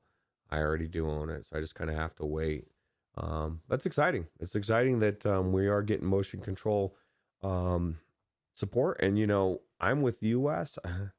I have people trying to get me to play Escape from Tarkov with a mouse and keyboard. That's the way it's supposed to be played, man. You're going to do so much better. There's too many key bindings. And I just find using a controller and mouse or keyboard and mouse for a shooter, I don't like it. I don't like the way it feels. It sucks. I like controllers. I need a joystick. Yeah. I could deal with the mouse, I think, if I had to, but I'm not going to WASD, bro. That's not a game controller, and I'm not going to do it. I refuse. Yeah, I feel like you're going backwards in time, right? Let's go back to 1974. I just know I'm gonna pass. So I end up using the controller, and I enjoy my time, and I may not be as dominating as everybody else, but I'm with you, especially like keyboard mouse VR. Like Yeah, what? right. Like that sounds so weird, so bad. It sounds like I, I almost feel like you've just told me to grab an icicle and stick it through my throat. Because that sounds as enjoyable as keyboard mouse VR. So Yeah, I get pissed off playing Hellblade when you have to use the keyboard just to start the freaking game. That pisses me off enough. I can't imagine having to try to play with that. yeah, I just don't like it. I don't either. But good news is we don't have to because coming soon, motion controller support, which is going to be awesome. Yep. I wouldn't be, that specific application, it never was about the gameplay anyway.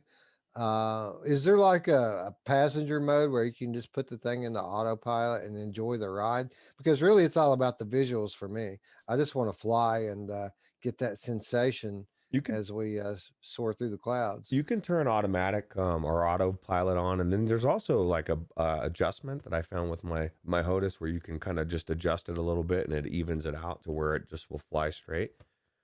This is one of those things where, like, if you literally want to fly from New York to Japan, I question what's going on in your head because it's like hours of flying, bro. Like, what are you doing? Maybe it's an amazing flight, bro, but for me, it was just too much. I'm gonna jump in, check it out, look at the visuals, like you said, maybe go check out some sites, and then move on.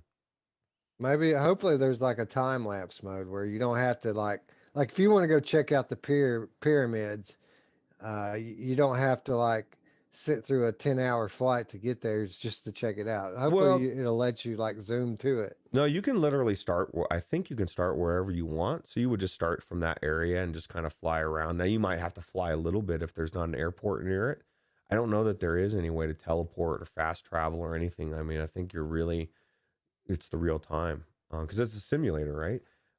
But like if you wanted to go to just say somewhere in Japan or something, you would just go to a Japanese airport and fly off, and you might have to fly 20 minutes to get to that spot. But you know, Well, maybe 30 because you have to kind of like fly around China. Nobody's flying over it, right? yeah, I wonder if you're able to go. I don't know what's going on with China in this thing, like how much you can see, because like I've suggested that this is like the worst thing you could imagine somebody getting a hold of as a terrorist in a country, to just monitor what's going on in real time.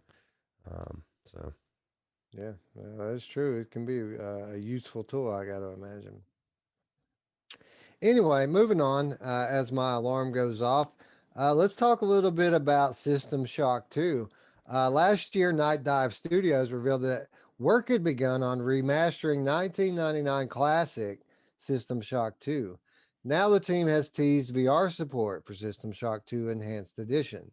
Currently, all the team has released is a very short video via Twitter showcasing the game in action using a Valve Index controller.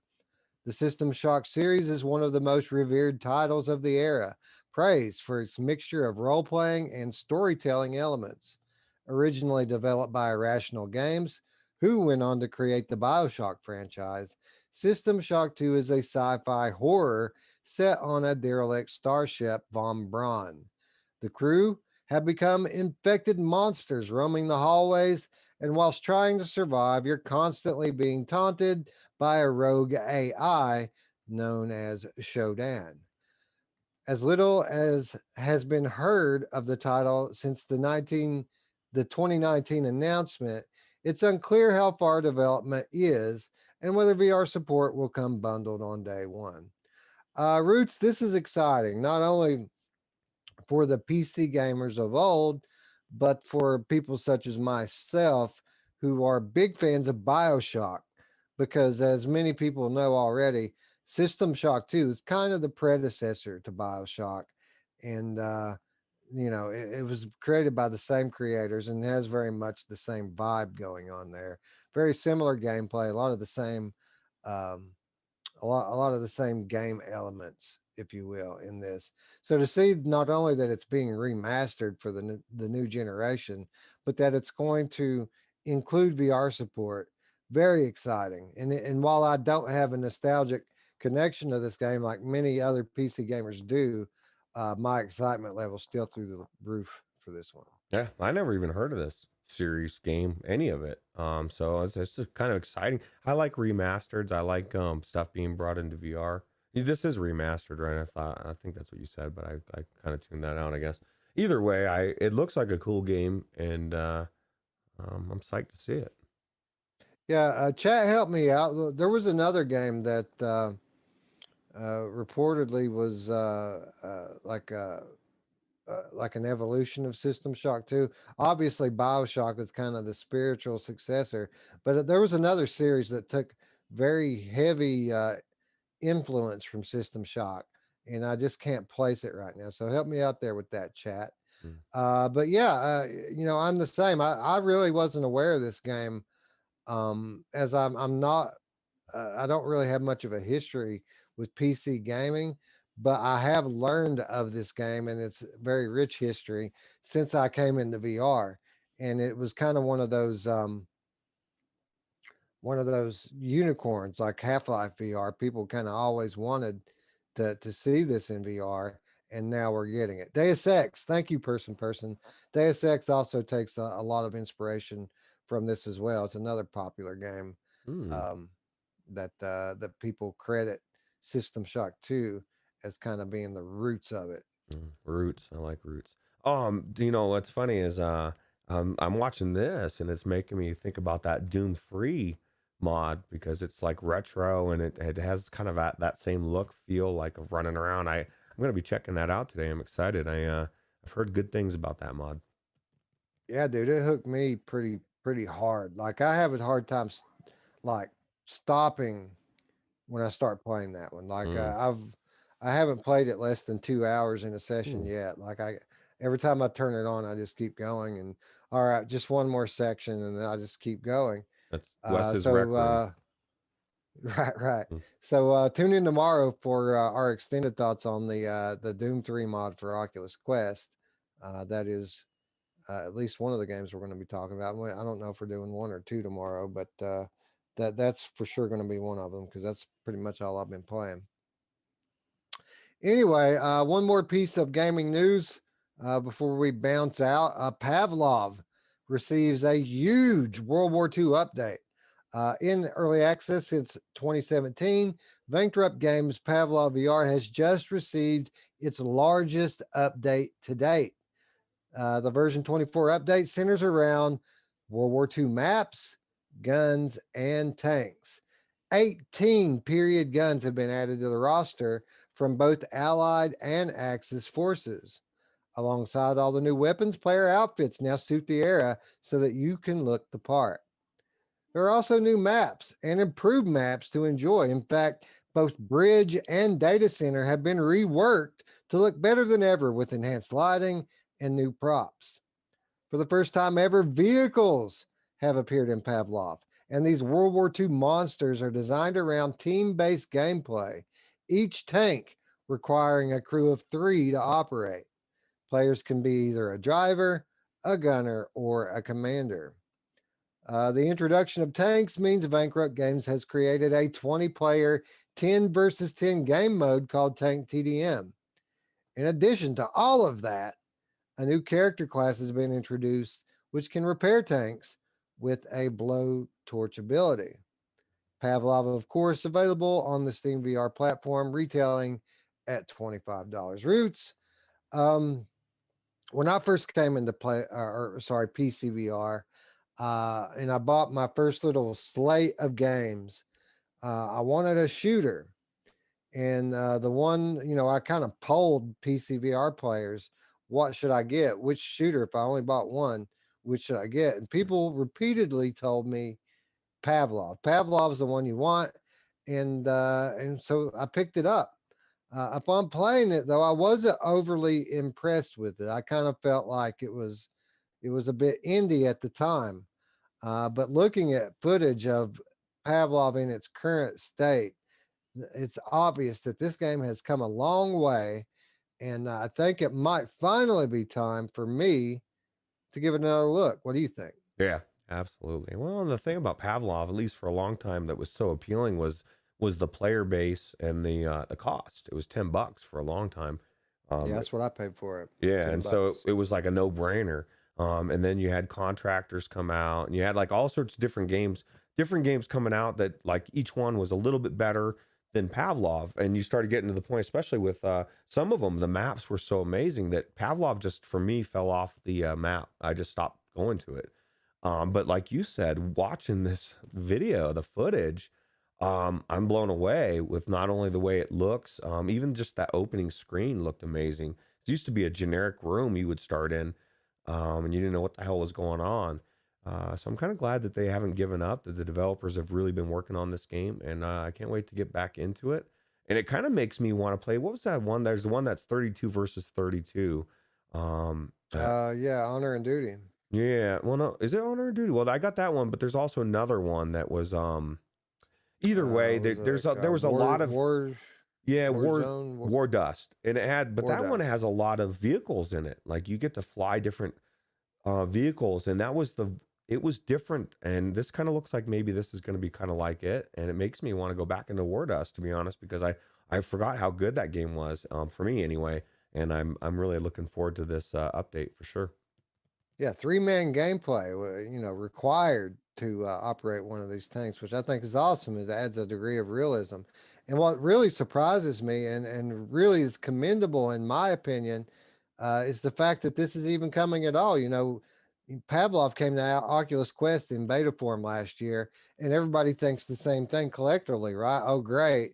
Another one of these games, one of the most popular PC VR games, going to take a step back now so that the developer can put all their resources into porting the game to Quest. And now we get this, and we see that this silence that we've kind of had from this developer wasn't that at all, but was instead them going in the opposite direction, going in the direction that everyone would want, making this a more richer, more fulfilling PCVR experience, which is I'm sure going to be music to the ears of a lot of our community, and I got to imagine is going to merit them at least a few gameplay sessions from our PC guys, just based on you know wanting to reward them for the effort, right? Yeah, absolutely. Bitey says War Dust was crap. I liked it. I liked the fact that it was different, and the fact that you could have so many people running around and doing different stuff. So Getting close there on time. Um, let's see. I had uh, something in the chat I wanted to highlight. Somebody said, oh, yeah, Andrew Kiro says, so not Onward. No, when I was when I was trying to choose which one I was going to buy, it was between Pavlov and Onward, and it was very close actually. It just depends on who you talk to. But one day I was in the beta version of Space Junkies actually, and I ran into like this game journalist who covered competitive Pavlov, was kind of what he did, and he sold me on Pavlov. Like he told me a lot of things about the community and the people that go in that game versus the people in Onward, and how it was more a friendlier community, and that was really what sold me on it at the end of the day. yeah, in my opinion, Onward is antiquated. If you're talking about any game that's really going in the direction that I would want it to go, it would be that one. But I mean, it's to each their own. That's a sim, more of a sim than I don't like to die and then be waiting for the game to continue while everyone else is playing and I'm sitting there picking my nose. Because guess what? I'm probably going to die relatively quickly, and then now I'm standing there. So I'm kind of more of those people that needs to die, respawn, die, respawn, die, respawn, because then I feel like I'm doing something. So.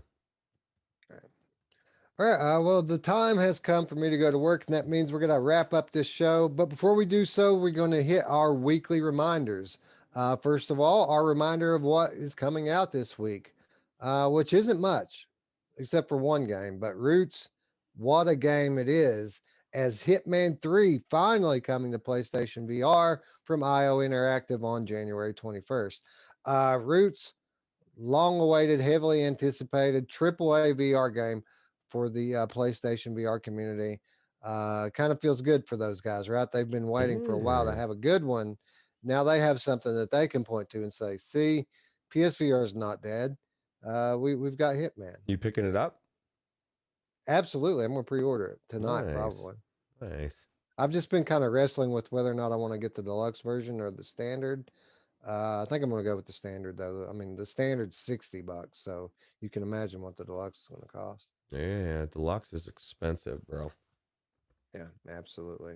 But Hitman 3 out this week. I got to imagine probably going to be a topic on the Monday show next week, so stay tuned for that. Yep.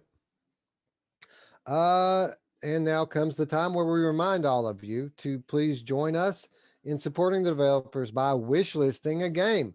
You're all at your computers. You probably have Steam pulled up right down there in the tray. How hard would it be for you to jump in there right quick and wishlist the game? It really helps the developers out, not only by increasing the visibility of the game on the platform, but also by allowing them to gauge user interest. And Roots, I don't know. We didn't talk about a whole lot of new games this week.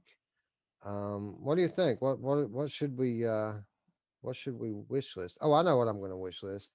I'm going to wish list The Climb 2 because I feel like that's coming out quite soon on the Oculus platform. How about this? I'm gonna wish list if I haven't already, because Andrew Kiros just posed in the question: was Baba Yaga covered in a past video? We have not covered Baba Yaga. I saw it was Yeah, we have. available. Well, I mean, we've covered it, but not of actually going in and checking it out, is what I'm thinking. Oh no, it just released this week. So. Yeah. So my thought is I almost picked it up yesterday. I probably will pick it up today just because I want to check it out, and maybe we can talk about it sometime in a future Monday show.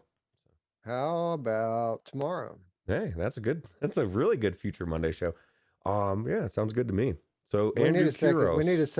We need a second title anyway, right? So I'm assuming. Did you have something you wanted to put forth for the Monday show? No, but I was just gonna say, what a perfect example how the community can influence the show just by asking a simple question. Boom! Right now it's on the docket, and Roots is buying it after the show and checking it out. There you go. And I'll do it when I get home from work tonight, and we will give our thoughts on it tomorrow on the Monday show. So, again, stay tuned for that. Tomorrow's going to be a good one. Yeah, absolutely. Anyway, very quickly, free stuff and killer deals. A little bit on the free stuff side, some really killer deals on PlayStation this week. Like an unbelievable sale on the PlayStation Store. I've got a laundry list here, Roots, and like this is just the highlights. There's a huge uh, PSVR sale right now with heavy discounts. If you have a PSVR, now's the time to buy your games. Anyway, PlayStation Plus titles for January: Shadow of the Tomb Raider Mm. and Greedfall for PlayStation 4, plus Maneater for PlayStation 5. Maneater being a shark game, Roots, from the people that brought us Killing Floor Incursion. So How cool that don't sleep on it. they're giving away PlayStation 5 games, right? I think that's cool, man. For people that have that system and maybe have no money because they spent all the money to get the system, it's a free game. And that's actually absolutely cool. So, and Chris Richardson says, don't you have to get the PS4 version of the VR for Hitman to be able to play it? No, it's cross by both ways. If you buy the PS5 one, they'll give you a copy of PS4. If you buy the PS4 one, they'll give you a copy of PS5. Oh, It's kind of all the same thing. how cool.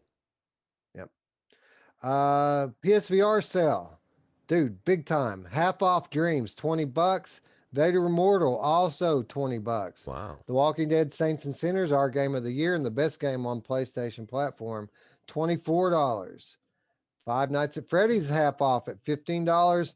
And Blood and Truth Roots, $40 game, $15 right now. Oh, wow. And if you have Insanity. a PlayStation 5, you should be jumping on that sucker because that's the best VR game out there right now, right? Absolutely. Arizona Sunshine, $8. And if you want to get the Ooh. deluxe version with all the DLC, $9. Oh, Jesus. How about Battlezone Gold for $3? Oh, my God. Rush is $7. Ghost Giants, 12. Mini Motor Racing X Roots, $7. Man, Iron Man VR, half off at $20. And I could keep going. The list goes on and on. Heavy discounts on the PSVR store right now. Kind of makes you feel like they're cleaning house for something, doesn't it? yeah, like they're getting ready to announce something pretty soon here. You'd think so. I mean, it just seems that way. Yeah. Epic Game Store, awesome free game this week, Star Wars Battlefront 2. Our friend PD tried it out in Vorpex recently. Be sure to check that video out. Be sure to claim your free copy if you haven't already. Yeah, and be sure to subscribe to PD because he's got some of the best content out there in VR on YouTube. Absolutely. The Quest Store, not much doing, but a decent bundle with Solaris and Sirento Untethered for $34. Just be sure to check that out. And when we come to Viveport, new titles include Thief Simulator VR, as well as Pixel Rip 1995. So Viveport Infinity, as always, adding some quality to their catalog. Yeah, Radio Runt went into 1995. I never heard if you liked it or not. So let us know, Radio Runt. He said it was decent. Like Okay. that he said, quote, "I'm not going to shit on it." Okay. Well, that's good. Well, we don't need you shitting on it. I like it. Yeah, he enjoyed it. He didn't think it was the best game ever, but he liked it, and he's going to go back in and play some more of it. So, Yeah. anyway, that brings us to our final reminder this week and every week, and that is how you can support our channel. Of course, if you're new to the channel, the easiest and best thing you can do is please subscribe. It's the big red button, and be sure to get that bell as well so you can stay up with all of our content, new and old, here on the Virtual Strangers channel. But maybe you want the conversation to continue. Maybe you're not ready to stop talking VR. Well, you don't have to, because down in the description, there's also an invitation to our Discord, which is where we live. Most of the people in the chat live there, and then some. And we're talking VR all day, every day.